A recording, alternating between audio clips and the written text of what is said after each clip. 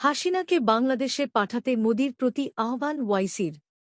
হায়দ্রাবাদের এমপি আসাদুদ্দিন ওয়াইসি এবং Sheikh Hasina all India মজলিসে ইত্তেহাদুল মুসলিমিনের এআইএমআইএম প্রধান ও ভারতের লোকসভার সদস্য আসাদুদ্দিন ওয়াইসি বাংলাদেশের সাবেক পলাতক প্রধানমন্ত্রী হাসিনাকে বাংলাদেশে ফেরত পাঠাতে ভারতের প্রধানমন্ত্রী নরেন্দ্র মোদির প্রতি আহ্বান জানিয়েছেন।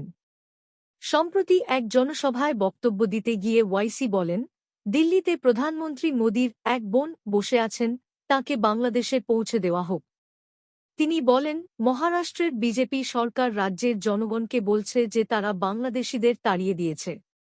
তাহলে দিল্লিতে থাকা ওই ব্যক্তিকেও বাংলাদেশে পাঠানো হোক।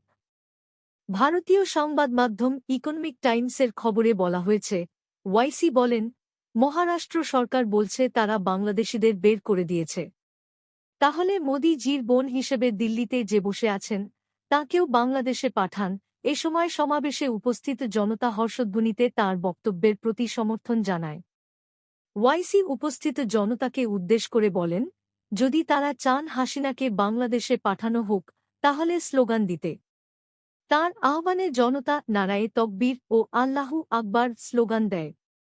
পরে দেশটির প্রধানমন্ত্রী মোদিকে উদ্দেশ করে তিনি বলেন, মোদিজি, এই আওয়াজ শুনুন। তাঁকে নিয়ে যান, তাঁকে বের করে দিন, তাঁকে বাংলাদেশে পৌঁছে দিন।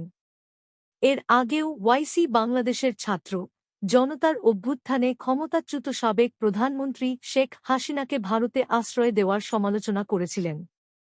গত বছরের সেপ্টেম্বরের তৃতীয় সপ্তাহে বিহারের পূর্ণিয়ায় এক নির্বাচনী সমাবেশে প্রধানমন্ত্রী নরেন্দ্র মোদি অভিযোগ করেন, কংগ্রেস ও রাষ্ট্রীয় জনতা দল আরজেডি বিহারে তথাকথিত বাংলাদেশি অনুপ্রবেশকারীদের আশ্রয় দিচ্ছে।